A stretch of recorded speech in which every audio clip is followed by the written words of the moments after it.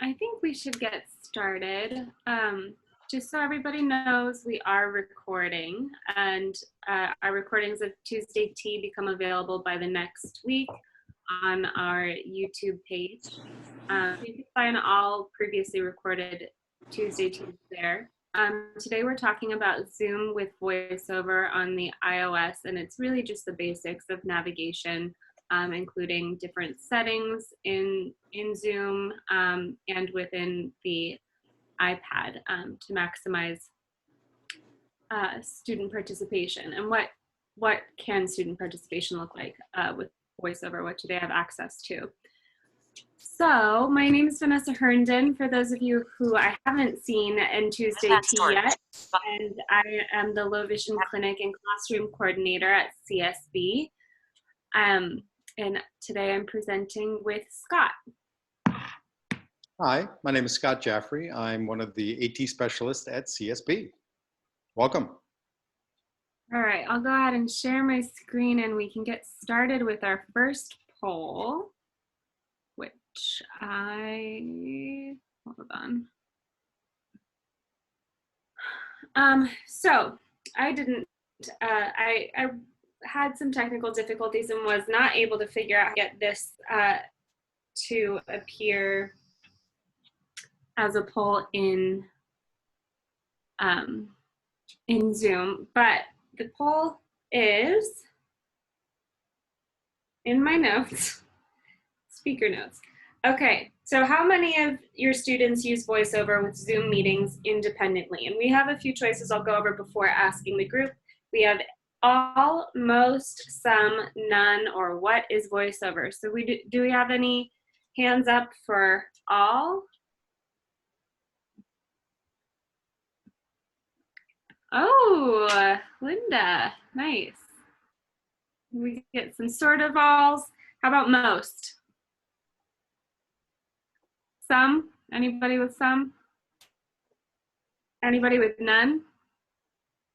Okay, and anybody, what is VoiceOver? Okay, awesome.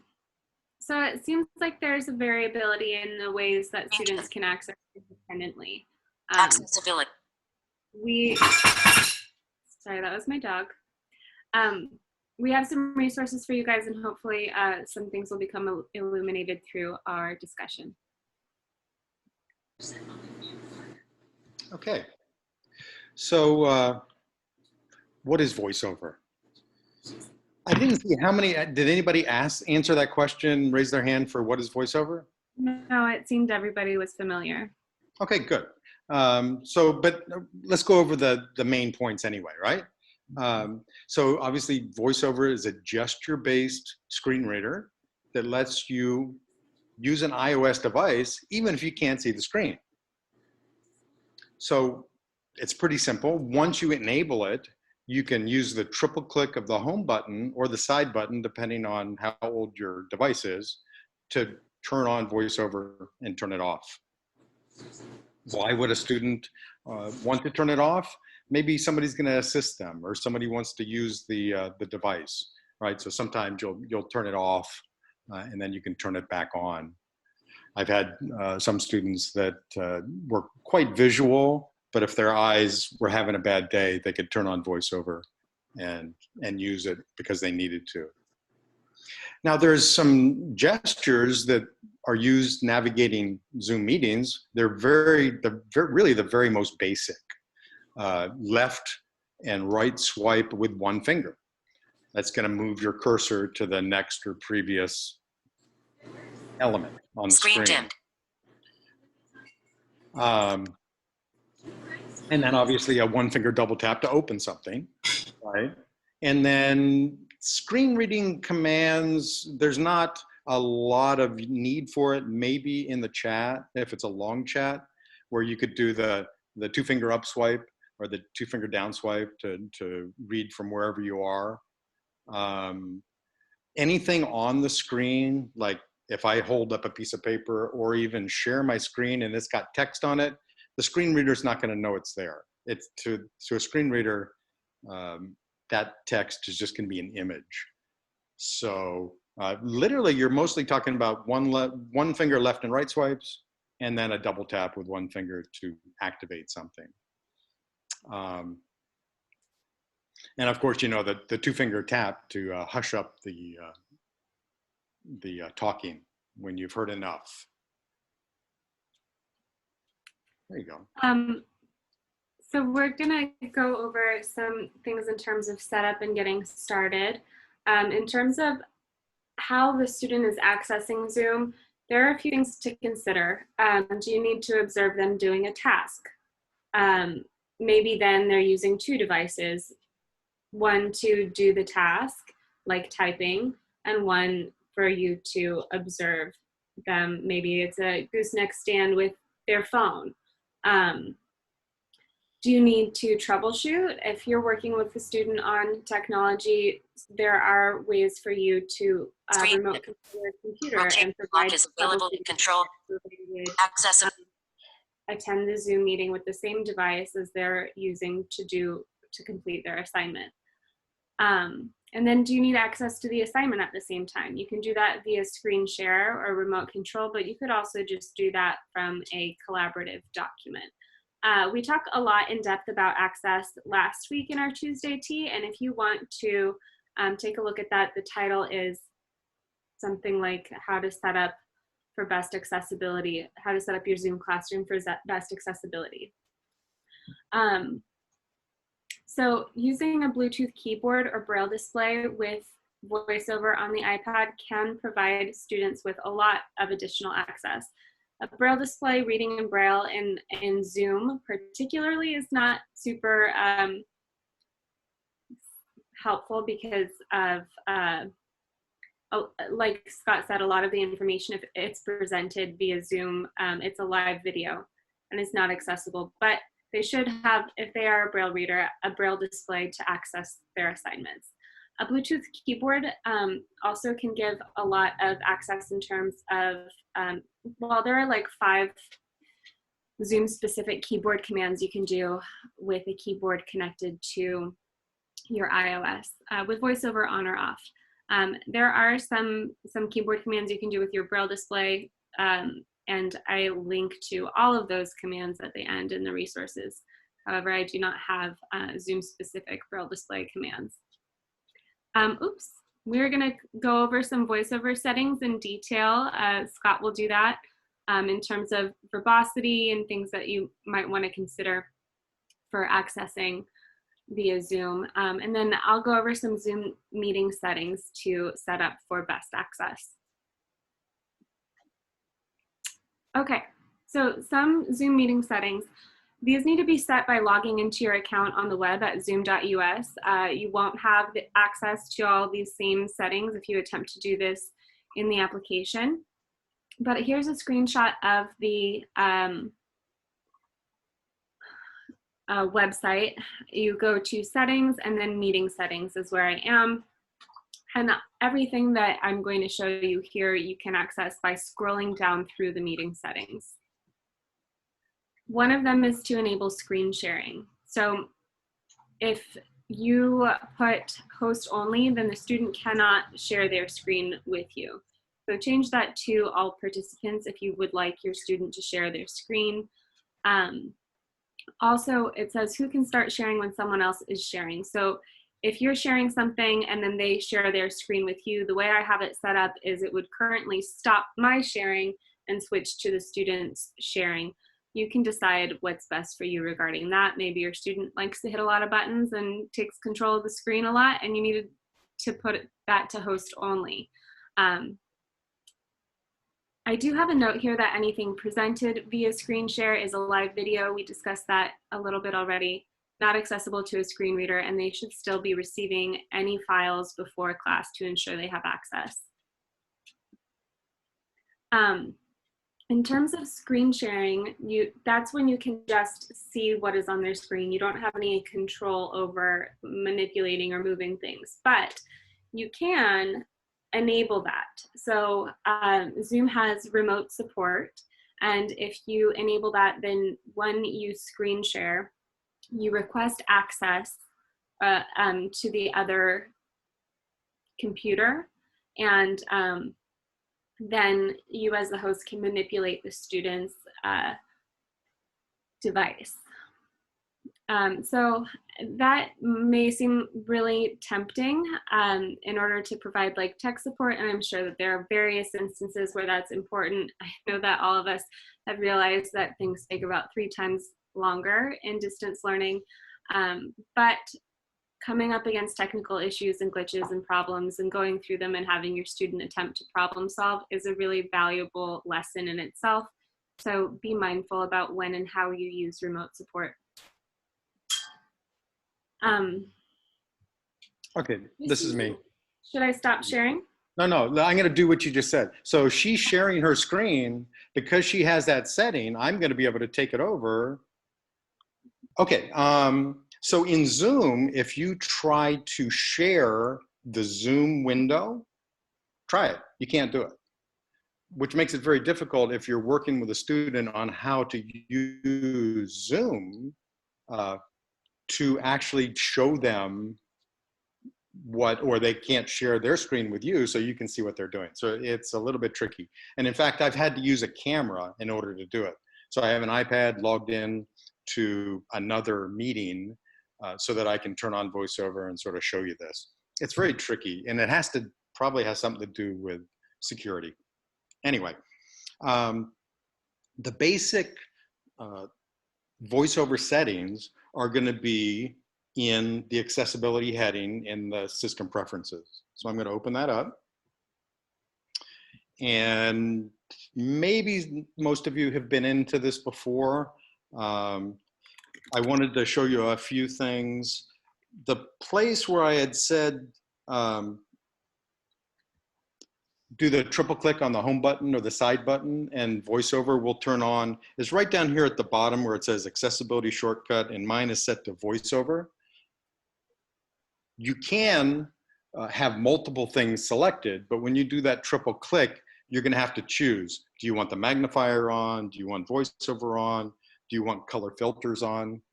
I usually just leave it VoiceOver, so I just do the triple click and VoiceOver comes on. I do the triple click and it goes off. So let's go back up to VoiceOver. So we have settings under the VoiceOver heading for speaking rate, although hopefully everybody knows that you can use the rotor to set the speaking rate on the fly.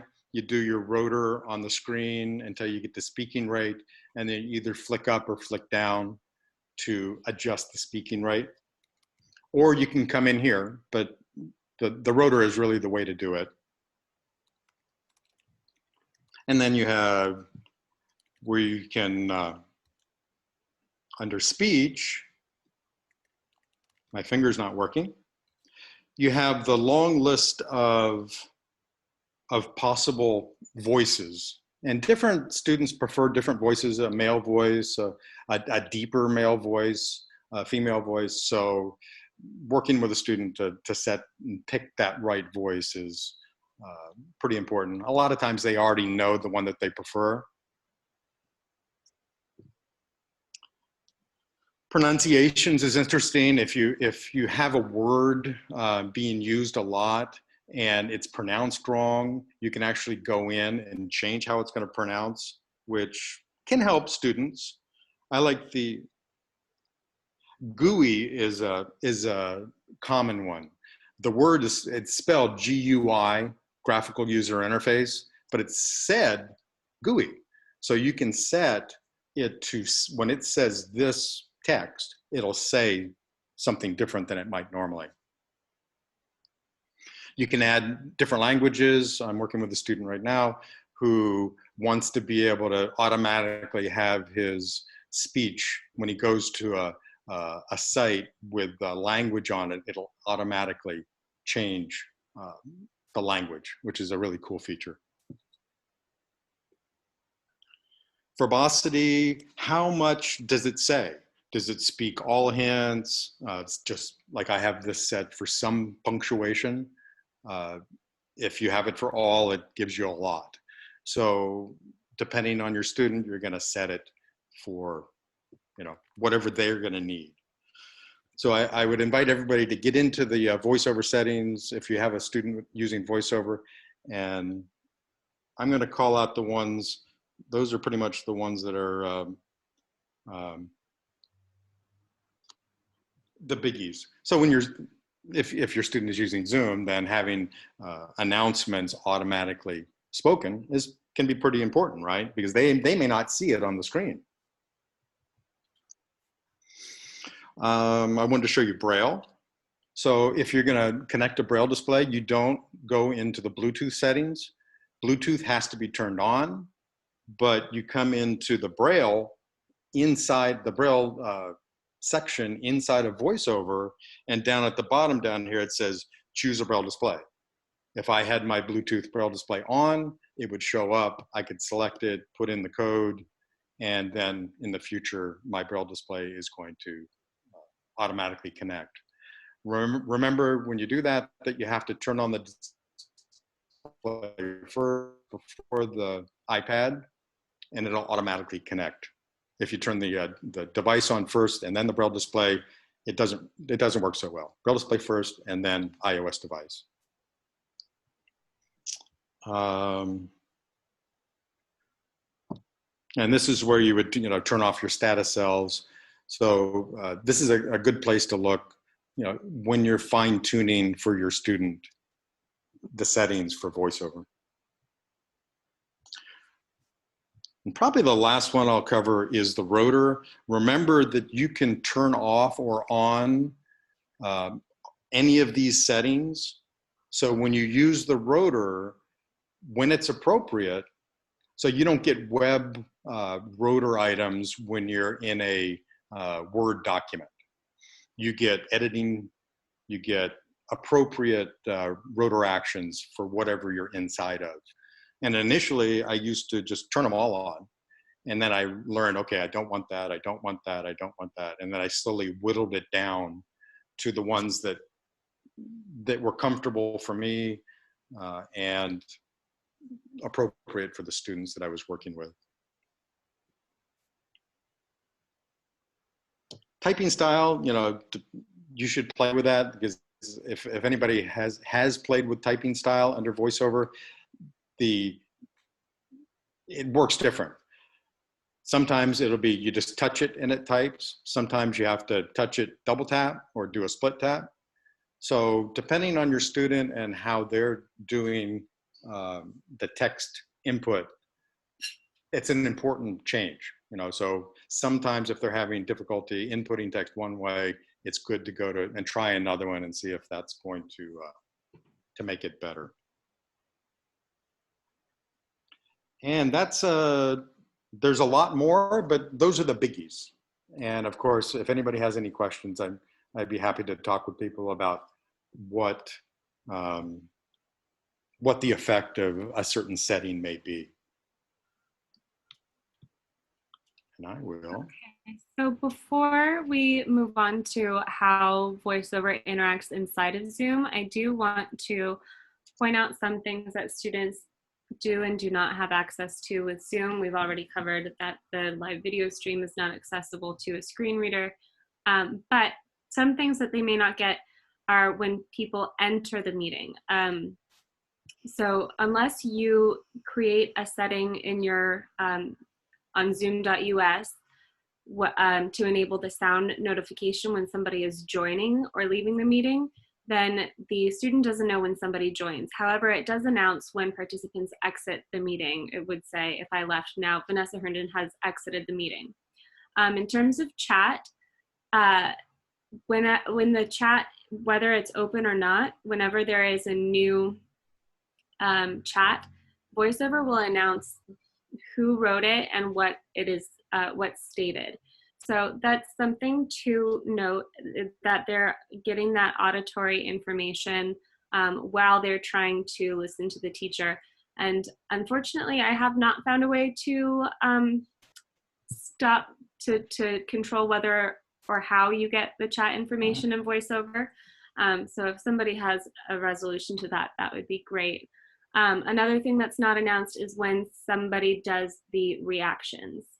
So at least with VoiceOver on the iPad, reactions like the clapping are not announced. I found it interesting that when I was running through my next demo in Zoom, I found that the chat, VoiceOver doesn't read the chat, but then when I closed the chat and came back into it, then it started reading it.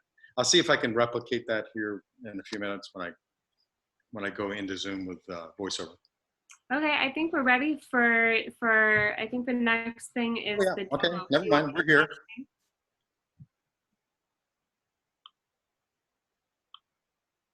So I'm switching to my other camera. This is an external, it's an Elmo. So you're seeing the arm up there.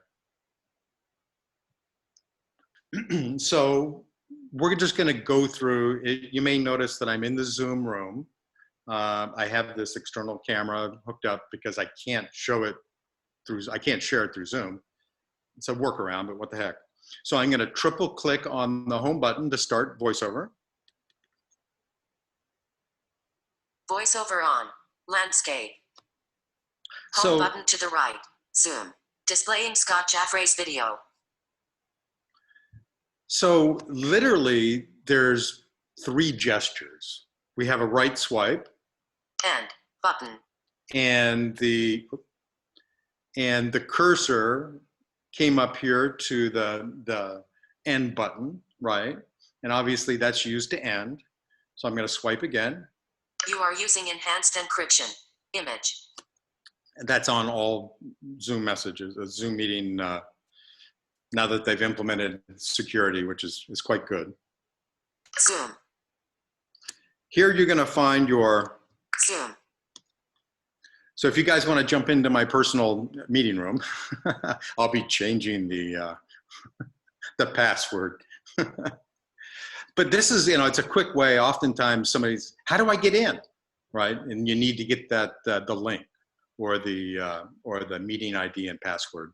And this is a good way to do it if you're already in the meeting. Displaying Scott Jaffray's Zoom. Mute my audio button. So mute my audio. There's keyboard commands to mute your audio. So if you do have a keyboard hooked up to your computer, your device, you can mute the audio. But for a lot of VoiceOver users, especially the lower end users, getting them to the mute my audio button, that's literally the most important button. They have to know how to mute themselves, right? So if they can get the cursor to the mute my audio button, then they can double tap. Audio now muted. And then when they want to talk, they can unmute themselves. So if they're on a keyboard, you can teach them the command. Otherwise, get them there. Adrian's over there laughing. I got to quit looking at you, sir. So again, one finger. So we're still doing. We've done the one finger swipe and the double tap is all we've done. Stop my video button. So if I wanted to stop my video, I would double tap. There's no menu inside of there. Share content button. Screen button. So when I double tap on the share my audio, you have options. You can have access to your photos, your screen, iCloud Drive, website, bookmark, whiteboard. Whiteboard is interesting in that it's like a shared space where you can draw on it and collaborate, I guess would be a good word for it. Most often they'll be sharing their screen. So. Dismiss pop-up. Share content button. Participants button. Participants, if you want to bring that up, do a double tap, right? Heading. And on this meeting, there's only me because this is my other meeting because I had to use it because I couldn't use the other. But VoiceOver works. Scott Jaffray. Device audio unmuted. Video started. Host. Invite. Button. So if you're in that's another way. You could give somebody the meeting ID and password or the link, or you can invite them, which then brings up a window. You put in their email, and it shoots off the invitation to the meeting that you're presently in. Mute all button. And as a host, the mute all is there. As a participant, the mute all would not be there. And then, Ask all to unmute button. so literally left swipe, Mute all, invite. right swipe. Mute all. Ask all to unmute. But dismiss pop-up. Displaying Scott Jaffray's video. So to dismiss the pop-up, I'm touching somewhere outside of the pop-up, and it's saying double tap to dismiss pop-up. So I'm double tapping, and it goes away. Participants button. To do that, since if they can't see the screen, they don't know where the quote-unquote pop-up is. I usually have them pick a corner to use every time to take the focus off, because the pop-ups don't usually come in like the bottom left corner. Usually they're at the top corners. So give them that prompting so that they have some place that works every time to dismiss pop-ups. Correct. Because if I had just done a double tap, I would have started, doing whatever the button I was on. And I didn't want to do that, so I touch somewhere else. I like the idea of doing it in the corner. So I'm going to swipe again to the right. More button. So the more button contains different things depending on how much your screen holds. So if I have a small screen like a phone, I may only get mute, stop video, and share content. And then everything else goes into the more button. I have a larger iPad, so what I have in there is Clapping hands button.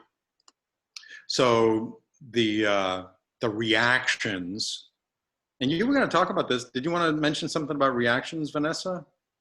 Yeah, well, just obviously they can find the reactions and select them to post a reaction, and that is accessible. But if somebody else does a reaction, that is not announced by the screen reader, and they won't get that information. Right. Okay. Not to interrupt you guys, but we have some cool things going on in the chat specific to what you're talking about a moment ago. Regarding accessing the chat, I think we're going to wrap up and start discussion in a couple minutes. Yeah. Okay. This is the last. This is the last menu. So you're good.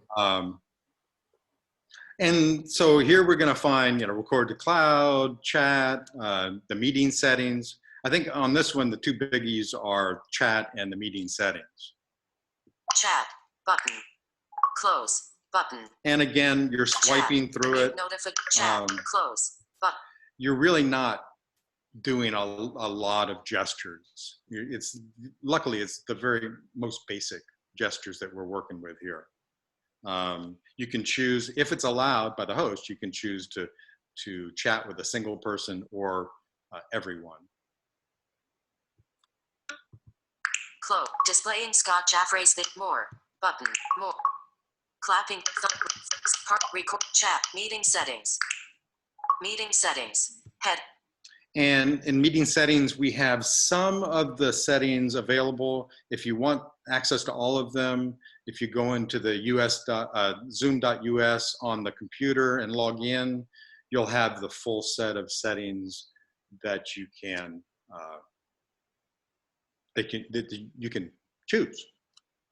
Done. Button. Done. More. But displaying Scott Jaffray's video. And I believe that's it.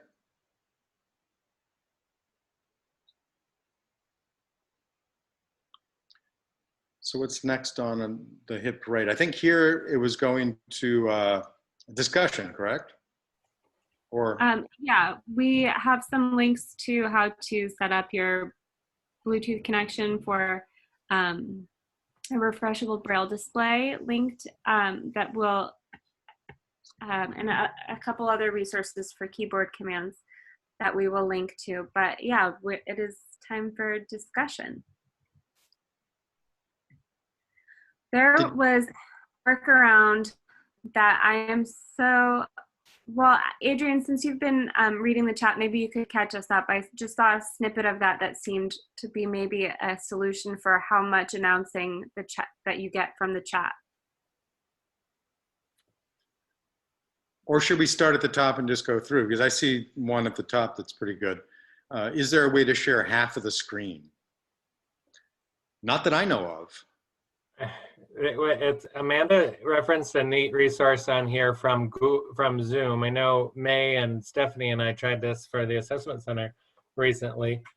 You can certainly have multiple participants share simultaneously, and it was easy to choose who you could see. But does anybody have any experience seeing more than one person's screen simultaneously? We were able to choose, like I could see Stephanie's screen and then I could choose to see May's screen. So I think it'll work from the TVI and the one-to-one setting where they could see the student's screen and the student could choose to see the teacher's screen. But we couldn't figure out a way to see them both. But from the teacher's perspective, Amanda shared the link on Zoom for splitting your screen, which is the ability to you in a window see what the student has and share. But you're sharing a different element onto their screen. Another way to do it. Wonder about the utility of that for students, because then you get a very visually cluttered screen. And so if just using a command tab or alt tab to move in between an open Zoom window and their work may actually be a better fit for many. I agree. I think like even the dual monitor support's probably a teacher related thing. For the teacher end of it, and the student could just go back and forth. This is a way you could do it. And all I did is put two windows side by side, shared my screen, and I have, you could have whatever on either side. These are just a couple of things I had open. So that would be a way to do it. For sure. And then there was a couple of things for chat, some people that had suggestions. It sounds like Cindy successfully used it today. There was a suggestion from Lori about a solution for the chat. Lori, I don't know if you wanted to detail that a little bit more, but you had said to turn off the VoiceOver, the voice itself, not VoiceOver. Where'd she go? She's still with us? Sorry, we were cutting out. Oh, there you are. So say it again. You had mentioned in the chat an ability to how to access the chat with VoiceOver. Right. So yeah, I found that if I muted the VoiceOver voice, and the keyboard way to do that is with the control option. So the VoiceOver keys and then S, and that's a toggle. Or else if you have a Braille display, it's space and M, that's mute. But then they could read the chat with the Braille display without it interrupting, without the voice interrupting what's going on. It's a great solution. For sure. So that means though that globally the VoiceOver voice would be off, which is good if they only have to be in the Zoom meeting. If that's a good solution. And they're a good Braille reader. Yeah. Right. Yeah. There's a lot going on when Zoom is on, so it might be distracting, but it's an option. I would add, for somebody who was asking about the close button, the Command W, Alt F4, there's ways to close the window without going up to the little close button on your device. And then, go for it. So exiting the chat, exiting the meeting? Is that what the question? That's what I'm thinking. Somebody, Montserrat was saying that for finding the close button in the top left of the corner of the screen, I'm not sure exactly what that related to, but you don't actually have to go click on that close button. You can use keyboard commands to close windows and applications. Monty, bring it up. At the time she was bringing it up when you were saying you could click outside of the pop-up, that you could just click anywhere outside of it. And that was when she put that up. Monty, if you want to unmute yourself and and share, that would be great. Yeah, so I was talking about because when you went into the participants and then you just had the dismiss pop-up, I don't have that. So I have to go up to the close button, and I don't use a Braille display or a Bluetooth keyboard connected to my device, so I just use VoiceOver. Right. Because, you know, if you had an escape button, if you had a keyboard with an escape, would probably make it go away as well. Yeah. Monse, do you choose not to use a keyboard, or do you not have one? I don't really want to use it. Okay. And you're having success with Zoom and VoiceOver? Yeah. Good. Thank you for joining us. Mm-hmm. And somebody had asked, Michael had asked about the space bar working on the Bluetooth keyboard. Yes, the space bar, generally, if you're going to use the space bar to mute and unmute, you mute yourself, and when you want to talk, you hold the space bar, and which unmutes you. When you're done, you let go of this space bar, and then you're muted again. I have a follow-up question to that. Do all of the keystrokes from zoom.us work with VoiceOver on? And I'm thinking specifically of JAWS. It doesn't necessarily work to use somebody else's keystroke. Does it work with VoiceOver? Well, some of the Mac and Windows. So if you're on a computer, the Mac and the Windows commands are going to work. On an iPad, the Mac commands, a lot of them do work, but it's sort of you'd have to find out, which ones, the command to start screen share, or the command to, open the participants window. It may work, but yeah, you have to go through and check. So more than, because Zoom lists iOS keystrokes, I just put the link in the chat, and it has a whopping 6 of them that it lists for keystrokes, which is typically we're flooded with too many. No. I mean, literally, you would go through, you'd get the list of Mac commands, and with the iPad and the keyboard, you would start trying them, right? And I could put it on my list. No, I was curious why they don't include more on their website. Yeah.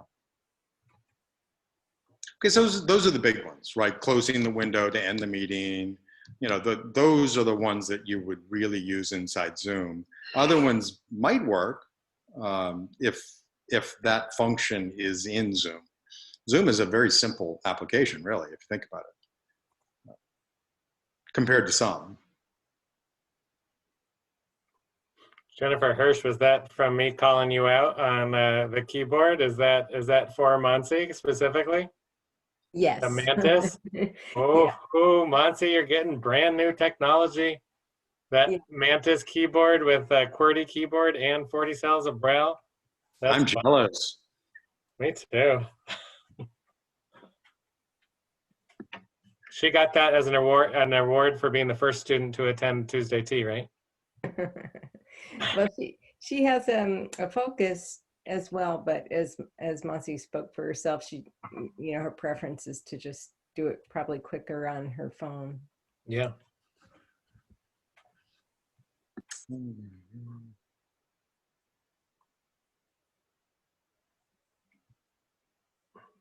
Uh-oh. It's Tuesday at 4:15. Does anybody have any questions related to this topic? I'm going to put on, I'm going to put the link to the Mac keyboard commands here. Cool.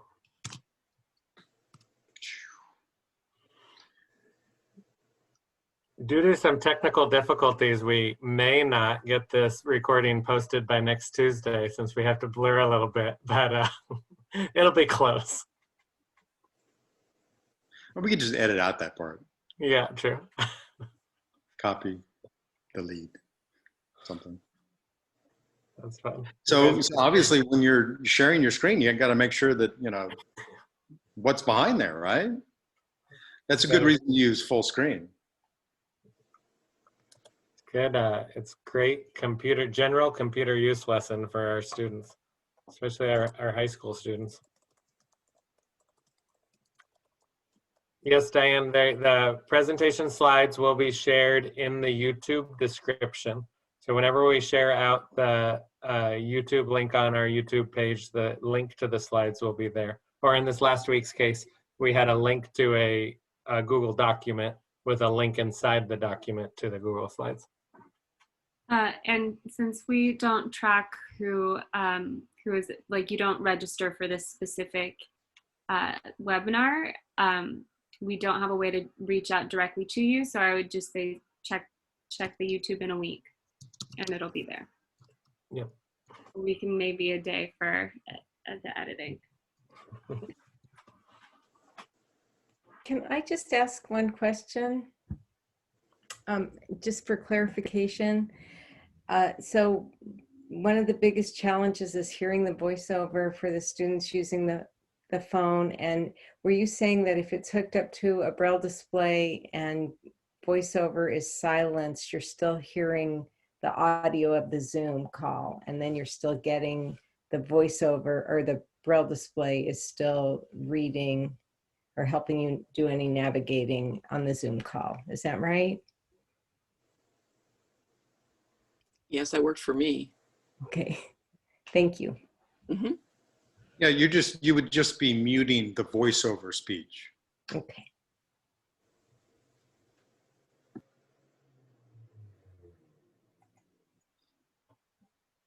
So does anybody have any stories about what's working, what's not working? I'd like to know what most people are using. Are they using laptops with JAWS, or are they using iPads? Are they using Chromebooks? From our experience, I think, a bit of all, not so much the Chromebooks. Everybody that can be on a laptop we like, because then, typing is easier. Just, things are easier. You can do more on the laptop. Mm-hmm. But then obviously we have students that aren't able to use but even some of them are using the computer because the parent is helping, right? Getting them into the meeting.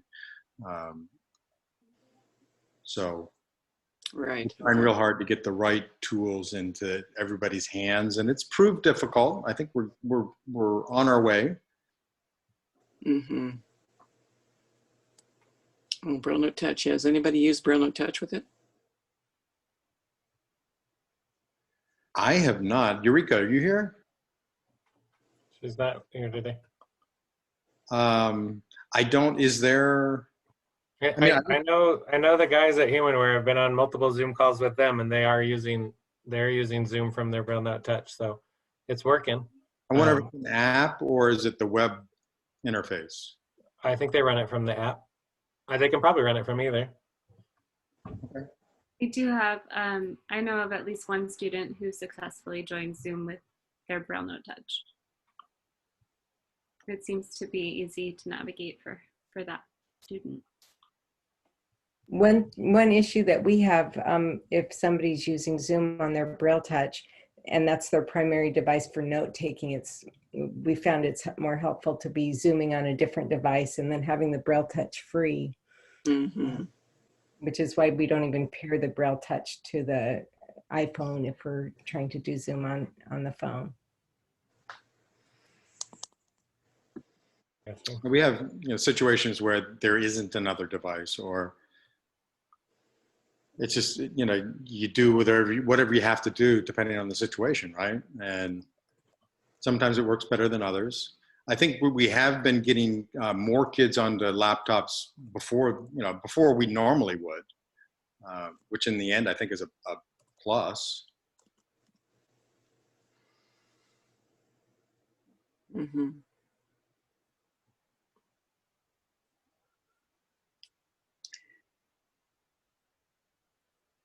Somebody's got some horror stories out there. We can always Our horror story. We have horror stories with Schoology. That's where our horror stories are. The district has made it so inaccessible for our students. They have to go through so much hoop running in order to get to what they need to do. Right. Yeah, if you're forced into using a certain platform, yeah, that can be difficult. Mhm. But I What appreciate sort of, these. Thank you. what sort of problems are you having with it? Well, the teachers make their classes up and then they post the links to the Zoom, and the link is not accessible with the screen reader. So they can't get to the link. Okay. And So they the have to VI, like, could they copy and paste it into a address bar? well, they can't because they can't get to the link. The VI teacher Dang ends it, up doing see. that. Barf. Have Yeah. you, out of curiosity, not that it's a good solution, but have you tried to find it with the JAWS cursor?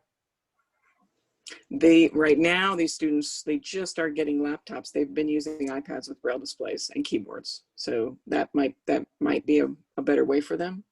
Yeah. Well, I don't know. JAWS cursor is rarely a better way for students. It's often complicated and hard. I'm just curious about how it's presented. That's rough. We're starting to find, yeah, I think we found some, well, if the teachers, I'm still working with them, they don't know about item chooser in VoiceOver. So that's what I was able to find it when I used the item chooser, even though the link it's not listed as a link, it's not listed as a heading in the rotor, but I could find it in the item chooser of all things. Is that because the link to the Zoom is located in the calendar section of Schoology? I don't think they even put it there. I'm not sure. I'm working with one of the teachers tomorrow. She's going to show me what the problem is. All right. Schoology's had a problem for years on that calendar section, and they've changed it, and it flips back and forth. And I'm wondering if that was put in under a different, I think there's a note section and there's assignments too. Maybe it could okay. fit in someplace else by the teacher and it would become accessible. Okay. So it's not, so the link option isn't available in the rotor? No, it's not in the rotor, but if I use the item chooser, then Right. I could find it. Maybe double check your rotor. Remember I showed the screen where the rotor items, maybe it's just not selected. No, they have, not I did it. true. Links are there, headings are there. All the things are in the rotor. It just doesn't say it say no links on page. Yeah, it's not recognizing it or something. Yeah, and I don't know why. Monsi, what do you mean by it should be if you enable it? If you enable links, go for it. I commented that before. She said that it was already in the rotor. Got it. Yeah, but like thank there's you for that idea. Yeah. Did you see Stephanie's comment in the chat, Lori? Does she, the moment for self-advocacy for the student, maybe the solution is to get another pal in the class to send them the link. Yeah, I think they're working through that. And then of course, the other thing when I just noticed Google Doc, that's our other nightmare, is that when they do things through Google Classroom, there's not a single problem. But when they post a Google Doc assignment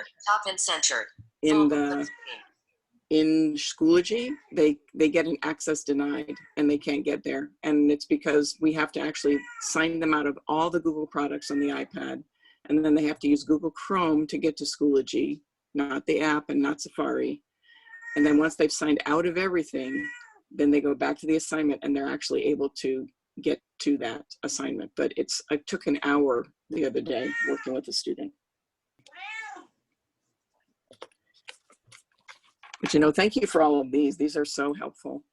Yeah, Lori, if you have something that is working for you and you're interested in leading one, we made a decision today. We're going to change the title from Tuesday Tea with CSB to Tuesday Tea hosted by CSB.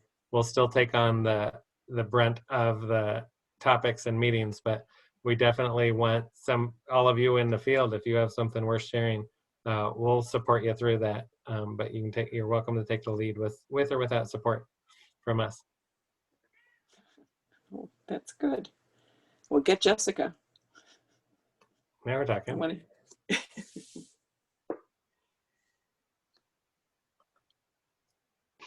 Maybe we could talk Monsi and another student into doing a little presentation.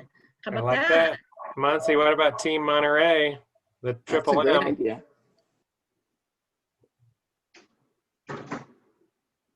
Silence. She can do it. Well, she said okay. She's in. Yeah. All right, Cool. done. Jennifer, we signed you up to help. I'll Okay. email you guys about topics. If you plan it for us, we'll show up. Thank you. Thanks for this today. Of course. Of course, yes. Last minute questions?